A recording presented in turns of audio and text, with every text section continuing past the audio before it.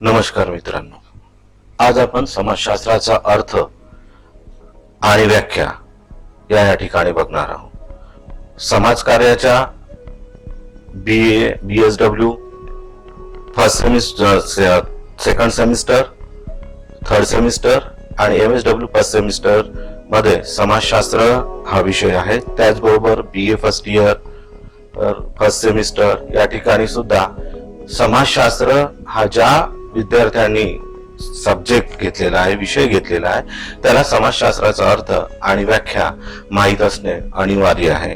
हा त्यामधला महत्वाचा मूलभूत गाभा आहे। समाजशास्त्राच्या या संपूर्ण सिरीज मध्ये वेळोवेळी आपण विविध व्हिडिओ आपल्या समोर मी सादर करणार आहोत आणि समाजशास्त्राचा संपूर्ण संकल्पना, बेसिक कन्सेप्ट ऑफ सोशियोलॉजी हे आपल्या समोर मांडण्याचा मी प्रयत्न करणार आहोत। त्यातलाच एक भाग म्हणून पहिला भाग आपण समाजशास्त्राचा अर्थ आणि व्याख्या या पार्टला सुरुवात करतो आहे। समाजशास्त्र म्हणजे काय, त्याचा अर्थ काय आणि त्याची व्याप्ती काय आहे हे या ठिकाणी आपण बघूया। समाजशास्त्र, सोशियोलॉजी म्हणजे माणसाचा समाजाशी असलेल्या आंतरसंबंधाचा अभ्यास होय। समाजशास्त्र हे समाजाचे विज्ञान आहे। यात सामाजिक घटक व सामाजिक घडामोडींचा समावेश होतो। समाजाचे मन, मनाचा एकूण कल व समाजात पाळत असलेले रीतिरिवाज यांचा शोध या शास्त्रात घेतला जातो। सामाजिक प्रश्नाचे उकलन करण्यासाठी समाजशास्त्र उपयुक्त असते। हे शास्त्र आंतरविद्याशास्त्रीय स्वरूपाचे आहे, त्यामुळे त्याचा मानववंशशास्त्र, भाषाशास्त्र, राज्यशास्त्र, इतिहास व संख्याशास्त्र अशा अनेक शास्त्रांशी संबंध येतो। यामध्ये लोकांच्या जीवनाचे वास्तव चित्रण रूप रेखाटले जाते। लोकांच्या सामाजिक प्रश्नांचे निवारण केले जाते। व्यवस्थाबद्ध ज्ञान समुच्चयास शास्त्र असे म्हणतात। अभ्यास विषयाच्या आधारे शास्त्राचे दोन प्रकार केले जातात, एक नैसर्गिक शास्त्र, दुसरे सामाजिक शास्त्र। नैसर्गिक विज्ञानात समाजोत्तर घटकांचे अध्ययन केले जाते। यामध्ये रासायनिक प्रक्रिया, वनस्पती, ऊर्जा इत्यादी विषयाचे अध्ययन करण्यात येते। या विषयाचे अध्ययन करण्यासाठी पदार्थ विज्ञान, वनस्पती शास्त्र, रसायनशास्त्र इत्यादी शास्त्रांचा समावेश केला जातो। सामाजिक शास्त्रांचा अभ्यास विषय सामाजिक घटना असतात। उदाहरणार्थ सामाजिक संबंध, आर्थिक प्रयत्न, मानसिक वर्तन, राजकीय वर्तन इत्यादीचा अभ्यास समाजशास्त्र, अर्थशास्त्र, मानसशास्त्र, राज्यशास्त्र, गुन्हेगारी शास्त्र इत्यादी शास्त्रांमध्ये करण्यात येतो। थोडक्यात म्हणजे सामाजिक घटनांच्या अभ्यासाशी निगडीत असणारे शास्त्र म्हणून सामाजिक शास्त्र समाजशास्त्राला संबोधले जाते। आधुनिक समाजशास्त्राचे जनक, आधुनिक समाजशास्त्रात ऑगस्ट काम्ट हा समाजशास्त्राचा जनक मानला जातो। इसवी सन 1839 मध्ये त्याने सामाजिक भाषणात आणि नंतर पॉझिटिव्ह फिलॉसॉफीच्या चौथ्या खंडात समाजशास्त्र या शब्दाचा पहिल्यांदा पाश्चात्य जगात वापर केला होता। भारत आणि चीन देशात याचा वापर आधीपासूनच होता। समाजशास्त्र हा शब्द लॅटिन आणि ग्रीक या दोन शब्दापासून बनलेला आहे। सोशियोलॉजी हा शब्द लॅटिन भाषेतील सोशियस व ग्रीक भाषेतील लोगस, सोशियसचा मग सोसायटी आणि त्यानंतर सोशो असं रूपांतर झालं तर लॉगस म्हणजे सायन्स होतो आणि त्याचा लॉजी, अशा पद्धतीने समाजशास्त्र, सोशियोलॉजी या शब्दाची उकलन ऑगस्ट काम्ट यांनी 1839 मध्ये केली। म्हणून यांना समाजशास्त्राचे पितामह असेही म्हटले जात असते। समाजशास्त्राच्या व्याख्या या ठिकाणी आपण दिलेली आहे। लेस्टर वार्ड, समाजशास्त्र हे समाजाचे विज्ञान आहे। प्रस्तुत व्याख्येत वार्डने समाजशास्त्राचा अभ्यास म्हणून समाजाचा उल्लेख केलेला आहे। फ्रँकलिन गिडीज, समाजशास्त्रात संपूर्ण समाजाचे व्यवस्थितरित्या वर्णन आणि स्पष्टीकरण करण्यात येते। ऑगबर्न आणि निमका, समाज जीवनाचे वैज्ञानिक पद्धतीने अध्ययन करणाऱ्या शास्त्रास समाजशास्त्र असे म्हणतात। मॅकआयव्हर आणि पेज, समाजशास्त्राचा अभ्यास विषय सामाजिक संबंध आहे। मार्शल जोन्स, समाजशास्त्रात मानवाचा अनेक मानवाशी असलेल्या संबंधांचा अभ्यास करण्यात येतो। हॅरी जॉन्सन, समाजशास्त्रात सामाजिक समूहाचा अभ्यास करण्यात येतो। मॅक्स वेबर म्हणतात, समाजशास्त्र हे असे विज्ञान आहे की ज्यात सामाजिक क्रियांचा निर्वचनात्मक आकलन करण्याचा प्रयत्न करण्यात येतो। एलेक्स एंगल्स म्हणतो, समाजशास्त्रात सामाजिक क्रिया व्यवस्थित आणि त्यातील पारस्परिक संबंधांचा अभ्यास केला जात असतो. समाजशास्त्राचे घटक. वर सांगितलेल्या व्याख्यांवरून समाजशास्त्राच्या अध्ययनाविषयाबाबत खालील घटक स्पष्ट करण्यात येतात. मानवी समाजाचे अध्ययन, सामाजिक समाजाचे अध्ययन, संबंधाचे अध्ययन, सामाजिक समूहाचे अध्ययन, सामाजिक क्रियांचे अध्ययन. मानवी समाजाचे अध्ययन. समाजशास्त्र संपूर्ण मानवी समाजाचे अध्ययन केले पाहिजे. समाजशास्त्रात समाजाच्या कोणत्याही एका अंगाचे अध्ययन केले म्हणजे समाजाचे पूर्ण आकलन होऊ शकत नाही. संस्था किंवा समूह हे घटक स्वतंत्र नसतात, ते परस्पर संबंधित व परस्पर अवलंबित असतात. त्यामुळे कोणताही अभ्यास करताना सर्व घटकांचा संदर्भ विचारात घ्यावा लागतो. म्हणून समाजशास्त्राचा अभ्यास विषय संपूर्ण मानवी समाज असला पाहिजे. सामाजिक संबंधाचा अभ्यास. काही अभ्यासकांच्या मते समाजशास्त्राचा अभ्यास विषय सामाजिक संबंध असला पाहिजे, कारण त्यांच्या मते मानवी समाज व्यक्ती मिळून बनलेला असतो. सर्व व्यक्ती एकमेकाशी प्रत्यक्ष किंवा अप्रत्यक्षरित्या संबंधित असतात. समाज म्हणजे सामाजिक संबंधाचे जाळे होय. त्यामुळे समाजशास्त्रात संबंधाचा अभ्यास झाला पाहिजे. सामाजिक समूहाचे अध्ययन. जॉन्सन यांच्या व्याख्येनुसार समाजशास्त्र अभ्यास विषय सामाजिक समूहाचे अध्ययन असावे. त्यांच्या मते समाज हा एक विशाल समूह आहे. या समूहात अनेक उपसमूह आहेत, जे समूह परस्पराशी संबंधित असतात. समाजातील सभासद आपल्या सर्व जीवन आवश्यक गरजा एकट्याने भागू शकत नाही. त्यांना एकमेकांचे सहकार्य घ्यावे लागते. त्यासाठी ते एकत्र येतात आणि समूहाची निर्मिती होते. म्हणून समाजशास्त्रात सामाजिक समूहाचा अभ्यास झाला पाहिजे. सामाजिक क्रियांचे अध्ययन. मॅक्स वेबर व इतर समाजशास्त्रज्ञानुसार समाजशास्त्राचा अभ्यास विषय सामाजिक क्रिया असला पाहिजे. सामाजिक जीवनात सामाजिक क्रिया मध्यस्थानी असते. ज्याप्रमाणे मूलद्रव्यता परमाणू जसं लहान असून देखील अर्थपूर्ण असतो, त्याचप्रमाणे सामाजिक क्रिया या महत्वाच्या असतात. समाजशास्त्राचे विभाजन. एलेक्स एंगल्स यांनी समाजशास्त्राच्या अभ्यास विषयाची ठळक भागात विभाजन केले आहे. 1. समाजशास्त्रीय विश्लेषण. मानवी संस्कृती आणि सामाजिक दृष्टिकोन वैज्ञानिक पद्धतीने अध्ययन. 2. समाजातील प्राथमिक घटक, सामाजिक क्रिया आणि सामाजिक संबंध, व्यक्तीचे व्यक्तिमत्व, समूह, समुदाय, मंडळे आणि संघटन इत्यादीचे अध्ययन. मूलभूत सामाजिक संकल्पना, कुटुंब, आर्थिक, राजकीय, धार्मिक, शैक्षणिक, न्याय इत्यादी विषयीचे अध्ययन. समाजशास्त्राची व्याप्ती. समाजशास्त्राच्या व्याख्यानंतर आपण समाजशास्त्राच्या व्याप्तीकडे वळूया. 2 संप्रदाय समाजशास्त्राच्या व्याप्ती संदर्भात आपल्याला दिसून येतात. एक म्हणजे विशेषात्मक संप्रदाय, दुसरा म्हणजे समन्वयात्मक संप्रदाय. या दोन्ही संप्रदायांचं मत या ठिकाणी त्या विचारवंतांचं मत आपण मांडलेलं आहे, त्याचा या ठिकाणी विचार करूया. विशेषात्मक संप्रदायाचे प्रमुख प्रणेते आहेत George Simmel, Vierkandt, von Wiese, Tonnies, Max Weber. विशेषात्मक संप्रदाय. या संप्रदायाच्या अभ्यासकाने समाजशास्त्राला स्वतंत्र अभ्यास विषय आहे हे पटवून सांगण्याच्या स्वरूपाचे अध्ययन कोणत्याही सामाजिक शास्त्रात केले जात नाही, म्हणून तो एक वैशिष्ट्यपूर्ण अभ्यास विषय आहे असं मत मांडलेले आहे. त्यात विचारवंतांमध्ये सिमेन म्हणतो, समाजशास्त्रात सामाजिक संबंधाच्या स्वरूपाचा अभ्यास केला पाहिजे. त्यातील आंतरवस्तूंचा अभ्यास करण्याची गरज नाही. ज्याप्रमाणे भूमितीमध्ये फक्त लांबी, रुंदी, उंचीचे मापन करते, त्या वस्तूमध्ये काय आहे याचा विचार करत नाही, तसेच सामाजिक संबंधाच्या स्वरूपाचे अध्ययन करणे आपले उद्दिष्ट असले पाहिजे. येथे सिमेन यांनी भूमितीतील अध्ययन पद्धतीप्रमाणे सामाजिक संबंधाच्या स्वरूप व आंतरवस्तूत भेद केला आहे.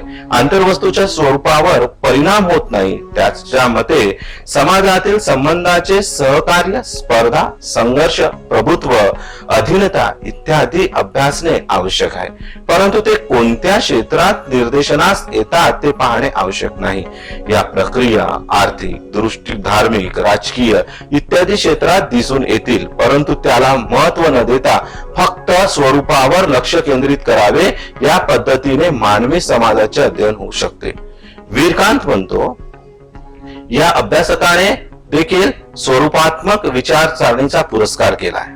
त्याच्यामध्ये समाजशास्त्र हे स्वायत्त शास्त्र झाले पाहिजे. तसेच सामाजिक संबंधाबरोबरच मानसिक संबंधाचा देखील अभ्यास या विषयात करावा. कारण सर्व सामाजिक संबंधाच्या मुळाशी मानसिक संबंध असतात. यश, प्रेम, मत्सर, द्वेष, घृणा, सन्मान इत्यादी मानसिक बाजूवर व्यक्ती व्यक्तीतील संबंध आधारित असतात. वाणविजे यांनी, या समाजशास्त्रज्ञांनी असं म्हटलं आहे की सामाजिक संबंधाचे स्वरूप समाजशास्त्राचा अभ्यास विषय असला पाहिजे असे त्याला वाटते. सामाजिक संबंधामुळेच समाज निर्माण होतो. हे संबंध अनेक प्रकारचे असतात. वाणविजे यांनी संबंधाचे 650 प्रकार सांगितले आहेत. हे संबंध व्यक्ती व्यक्ती, व्यक्ती समूह, समूह समूह याबरोबरच आर्थिक, धार्मिक, राजकीय व अन्य प्रकारचे आहेत. टॉनीज या जर्मन समाजशास्त्राने सामाजिक संबंधाच्या स्वरूपावर आधारित समुदाय आणि मंडळे असा भेद केलेला आहे. समुदायातील माध्यमिक संबंधाचा आधार भावनात्मक बंध आणि नातेगिरी असतो, तर मंडळातील व्यक्तीचे संबंध अवैयक्तिक स्वरूपाचे असतात. अशा प्रकारे समाजशास्त्र हे स्वतंत्र शास्त्र झाले पाहिजे व त्याचा अभ्यास विषय इतर शास्त्रापासून नव्हे, विचारांचे समर्थन करणारे अभ्यासकांनी केलेला आहे. या संप्रदायावर काही विचारवंतांनी टीका केली आहे. त्या टीकेचा विचार या ठिकाणी करतोय. पहिली टीका अशी होते की अभ्यास विषय मर्यादित पडेल. कारण जर आपण एवढाच सामाजिक संबंध हा विषय घेऊन अभ्यास करायला लागलो तर तो मर्यादित विषय होईल आणि समाजशास्त्र हे मर्यादित शास्त्रात समाविष्ट होईल. त्यानंतर दुसरी टीका आहे, सामाजिक संबंधाचे अध्ययन ही बाब फक्त समाजशास्त्राच्या अभ्यासा इतकीच मर्यादित नाही, तर सामाजिक शास्त्र सामाजिक संबंधाचा अभ्यास केला जातो. राज्यशास्त्र आंतरराष्ट्रीय कारणे अपरिहार्य आहे. म्हणजेच सामाजिक संबंधामध्ये अंतर्गत संबंध, बाह्य संबंध ह्या ज्या गोष्टी येतात, या गोष्टी सामाजिक संबंधाचा अभ्यास करत असताना व्यक्तीच्या व्यक्तित्वावर अवलंबून असतात. राज्यशास्त्रात सामाजिक संबंधाचा राष्ट्रीय कारणासाठी अभ्यास केला जातो असे या ठिकाणी म्हटलंय. अपरिहार्य आहे. त्याचबरोबर तिसरी टीका, समाजशास्त्रात आंतरवस्तूला वगळून अभ्यास करणे शक्य नाही. कारण आंतरवस्तूच्या स्वरूपावर परिणाम होणे अगदी अपरिहार्य आहे. आंतरवस्तू आणि बाह्य वस्तूचा जसं सिमेलने या ठिकाणी फरक केला होता. त्यांनी सांगितलं होतं की भूमिती मापनमध्ये आंतरवस्तूत विचार केला जात नाही. जे माप आहे लांबी रुंदीचं तेच विचारात घेतलं जाते. परंतु समाजशास्त्र मानवी मनाचे शास्त्र असल्यामुळे आंतरवस्तूचा विचार केल्यानंतरच बाह्य वस्तूचाही विचार होऊ शकते. कारण या ठिकाणी दोन्ही गोष्टी महत्वाच्या ठरतात. म्हणून समाजशास्त्राला आपण भौतिक शास्त्राप्रमाणे लांबी रुंदीच फक्त त्याची मापन करू शकत नाही. चौथी टीका केली, आधुनिक काळात कोणतेही शास्त्र पूर्णतः स्वतंत्र आहे असे म्हणता येत नाही. सर्व शास्त्राच्या संकल्पना आणि सिद्धांतांची पर्यायाने नात्यांची देवाणघेवाण चाललेली असते. कोणताही अभ्यासपूर्ण असा विषय नसतो. तो आता सगळा सब्जेक्ट इंटरडिसिप्लिनरी असल्यासारखा आपल्याला दिसून येतो. म्हणजे एका शास्त्राचा दुसऱ्या शास्त्राशी संबंध नेहमीच असतो. यातला दुसरा एक संप्रदाय म्हणजे समन्वयात्मक संप्रदाय. समाजशास्त्राच्या व्याप्तीसंबंधी निश्चितच भूमिका घेणारा संप्रदाय म्हणजे समन्वयात्मक संप्रदाय होय. समन्वयात्मक संप्रदायाच्या समर्थकाच्या मते हे शास्त्र सामान्य शास्त्र झाले पाहिजे. समाजशास्त्राच्या अभ्यासाविषयाबाबत संकुचित भूमिका स्वीकारता येणार नाही. फक्त सामाजिक संबंधाचाच अभ्यास केला तर विषयाचा विकास होणार नाही. त्यासाठी अभ्यास विषय व्यापक असावा. म्हणून समाजशास्त्रात मानवी जीवनाचे सर्वांगीण अध्ययन केले पाहिजे. दुसरी गोष्ट म्हणजे सामाजिक जीवनाचे अध्ययन करणारे अर्थशास्त्र, राज्यशास्त्र, इतिहास, मानसशास्त्र इत्यादी विषय मानवी शास्त्र आहेत. या शास्त्रात समाज जीवनासंबंधी शास्त्रीय रीतीने एकत्रित केलेल्या ज्ञानाचा उपयोग समाजशास्त्रज्ञांनी करणे उपयुक्त आहे. लोकसंख्येचा अभ्यास करण्यासाठी आर्थिक, भौगोलिक, समाजशास्त्र, अर्थशास्त्र इत्यादी शास्त्रांचा अभ्यास केला जातो. या संप्रदायाचे प्रमुख प्रणेते व त्यांचे विचार खालील प्रमाणे आहे. एमिल दुर्किमने समाजशास्त्राच्या व्याप्तीचे 3 भागात विभाजन केले आहे. एक, सामाजिक आकारशास्त्र. या भागात मानवी समाज जीवनाचा भौगोलिक आधार, लोकसंख्या रचना इत्यादी घटकाचे अध्ययन करण्यात येते. दुसरा, सामाजिक शरीरशास्त्र. समाजातील धार्मिक, आर्थिक, राजकीय व अन्य अंगाचे अध्ययन सामाजिक शरीरशास्त्रात केले जाते. वर्तमान काळात या भागाचा अभ्यास करणारी शास्त्र निर्माण झाली आहेत. धर्माचा समाजशास्त्र, आर्थिक समाजशास्त्र इत्यादी विविध विषयाचे समाजशास्त्रात समाजशास्त्र रूपांतर होत आहेत. तिसरी, सामान्य समाजशास्त्र. समाज जीवनात घडणाऱ्या घटनांचे वैज्ञानिक पद्धतीने अध्ययन करून त्या आधारे सामान्य नियम व सिद्धांत मांडणे. त्यानंतर दुसरा विचारवंत गिन्सबर्ग. सामाजिक आकारशास्त्र. या शाखेत समाज रचनेत समाविष्ट होणाऱ्या लोकसंख्या, सामाजिक समूह, सामाजिक संस्था इत्यादी घटकांचे अध्ययन करण्यात यावे. सामाजिक नियंत्रण प्रक्रियेत नियंत्रणाची साधने करणाऱ्या धर्म, नीती, प्रथा व परंपरा, कायदा तसेच अन्य साधनांचा अभ्यास करण्यात यावा. तिसरे, सामाजिक प्रक्रिया. समाजात सातत्याने निदर्शनास येणाऱ्या संघटनात्मक जसे सहकार्य, स्पर्धा, संघर्ष यांचा सविस्तर अध्ययन करणे. सामाजिक विकृतीशास्त्र. सामाजिक विघटन आणि सामाजिक समस्यांचे अध्ययन हा सामाजिक विकृती शास्त्राचा अभ्यास विषय मानण्यात येतो. के डेव्हिसने समाजशास्त्राच्या व्याप्तीचे विवेचन देताना एकूण 5 भाग केलेले आहे. समाज संरचना, उपसमूह, दर्जा, भूमिका, मूल्य, प्रमाणके इत्यादी. सामाजिक कार्य, प्रकार्य, अपकार्य, प्रकट व अप्रकट कार्य इत्यादी कार्याचे प्रकार या ठिकाणी मांडलेले आहेत. त्यानंतर सामाजिक आंतरक्रिया, सहकार्य, स्पर्धा, संघर्ष, एकात्मता इत्यादी प्रक्रियांचा अभ्यास या ठिकाणी करायचा मत व्यक्त के डेव्हिस यांनी केलेले आहे. व्यक्ती आणि समाज यांच्या परस्पर संबंधाचा विचार सुद्धा करावा असं के डेव्हिस यांचं मत आहे. सामाजिक परिवर्तनाची गती, दिशा इत्यादी गोष्टी आपण समाजशास्त्रात इन्क्लूड करावा, समावेश करावा, त्यांचा अभ्यास समाजशास्त्रात व्हावा. म्हणजेच एकंदरीत या दोन्ही संप्रदायाच्या मतानुसार एका संप्रदायाने सामाजिक संबंधाचा अभ्यास एवढंच मर्यादित समाजशास्त्राला ठेवण्याचा प्रयत्न केला, तर दुसरा संप्रदाय असा म्हणतो की समाजशास्त्र हे सामान्य शास्त्र आहे, समाजशास्त्र हा इतर सामाजिक शास्त्राची जननी आहे असं या ठिकाणी मत व्यक्त केलं. समाजशास्त्राची विस्तृत रूप मांडण्याचा या ठिकाणी त्यांनी प्रयत्न केलेला दिसून येतो. समाजशास्त्राच्या संदर्भात आज आपण समाजशास्त्राचा अर्थ, समाजशास्त्राची व्याप्ती या ठिकाणी बघितलेली आहे.